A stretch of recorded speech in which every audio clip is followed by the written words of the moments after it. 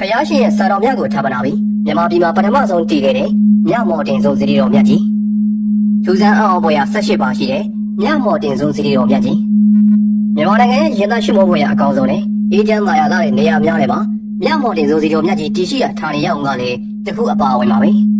ကုန်တဲ့ကြီးမာလို့ပြီးမြန်မာနိုင်ငံသူနိုင်ငံသားတွေသာမကကမ္ဘာလက်ခီးသွားတွေကပါဝင်ရောက်ဖုံးမြော်ကြတယ်မြမော်တင်ဆုံးစီရီတော်မြတ်ကြီးရဲ့တမိုင်းကြောင့်နဲ့ထူးဆန်းအောင်ပွဲရ18ပါကိုတင်ဆက်ပေးသွားခြင်းပါတယ်ခင်ဗျာ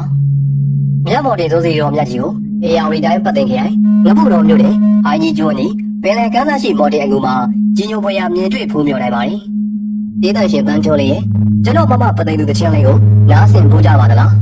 ဒီတချင်းလေးဟာအေယာဝတီမြို့ဝန်တခြားမှာပြန်လွှင့်နေပြီဆိုရင်မော်တင်ဆုံးဖျားပွဲတော့စပြီဆိုတာကိုလူကြီးကအစားခလေးအစုံအကုန်သိကြပါတယ်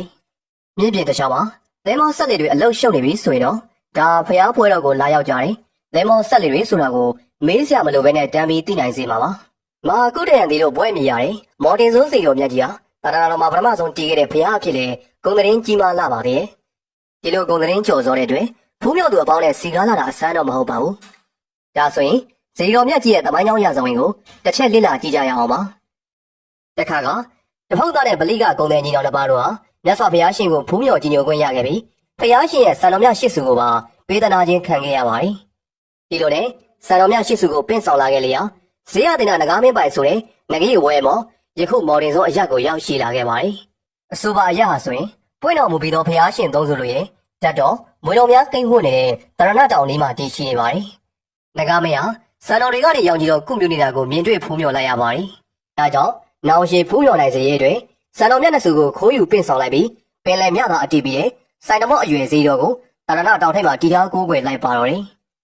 တည်ထားခဲ့တဲ့ခုနှစ်ကမဟာတက္ကရာ103ခုနှစ်ဝါဆိုလပြည့်နေ့ဖြစ်ပါတယ်။တေချာတွက်ဆကြည့်မယ်ဆိုရင်ရွှေကုံစီတော်မြတ်ကြီးတဲ့တောင်မှာတက်တန်းရှိကြတယ်လို့ဆိုလိုက်ပါတယ်။နောက်ခါမှာတော့အလောင်းစီသူမယားဒိုင်ငံလက်လေမော်တင်ဆုံးစီတော်မြတ်ကြီးကိုတက်ရောက်ဖူးမြော်ခဲ့ပါတယ်။မူလဆိုင်တော်အရွယ်စီတော်ကိုတရဏတို့ရှိတည်တံ့စေရတဲ့အတွက်အဝန်းတန်တော်40အမြင့်တန်တော်25အထိတိုးမြင့်လိုက်ပြီးလူတကြီးပါရမီဖြည့်စီကတည်ထားခဲ့တယ်လို့သမိုင်းကဆိုပါတယ်။ခေတ်ဆက်ဆက်တရဏပြုသူအပေါင်းတို့ကလည်းဝိုင်းဝန်းပြုတ်ပြင်းမုန်းမှန်ခဲ့ကြတာဖြစ်လို့ယခုဖူးမြင်ရတဲ့ဇေတော်မြတ်ကြီးအဖြစ်ရောက်ရှိလာခဲ့တာပဲဖြစ်ပါတယ်။ယခင်ကလည်းထင်ရှားခဲ့ပြီးယခုလည်းထင်ရှားနေစေဖြစ်တဲ့မြမော်တင်ဆုံးဇေတော်မြတ်ကြီးရဲ့ဒူဇန်အမွေရ18ပါဆိုရင်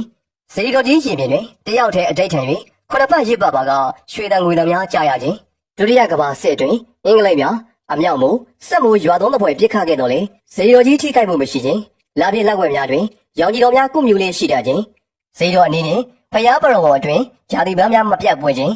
ညချမ်းအခါတွင်ဇေတော်ပေါ်၌အမွေးရနများသင်းပြန့်နေခြင်းခေါင်းလုံးများလူမတီးပဲမြေတက်ခြင်းယနေ့ထိတိုင်လူပုဂ္ဂိုလ်များမှာဇေတော်ကြီးဟာအာယုံစုံများစောလင်းစွာစောင့်ဆိုင်ကပ်လူလေးရှိတော်လေတရံတကားများဆုံးမဦးခြင်းနတ်ကြာနတ်နဂါတို့ရဖန်ရကဖျားဘူးလာတော်လေလူတို့အားဒုက္ခမပေးခြင်း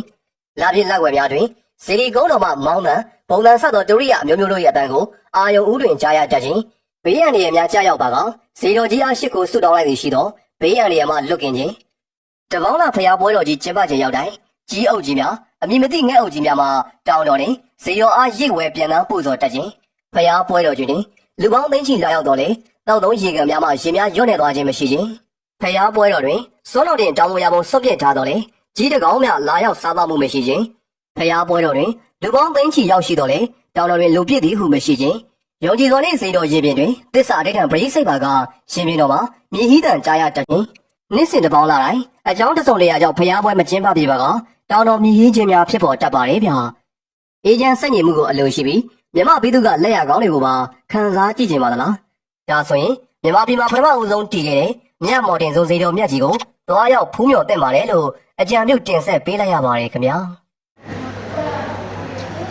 ဒီလိုမျိုးဖြစ်မဲ့ဖရာသမိုင်းများကိုအမြဲတမ်းဆက်ပေးမှဖြစ်လို့ကျွန်တော် channel လေးကို like and subscribe လုပ်ပေးခဲ့ဖို့တောင်းဆိုချင်ပါတယ်ဗီဒီယိုလေးကိုဆုံးဖြတ်ကြည့်ပေးကြလို့ကျေးဇူးပါနောက်ဗီဒီယိုတွေမှာပြန်ဆုံပါမယ်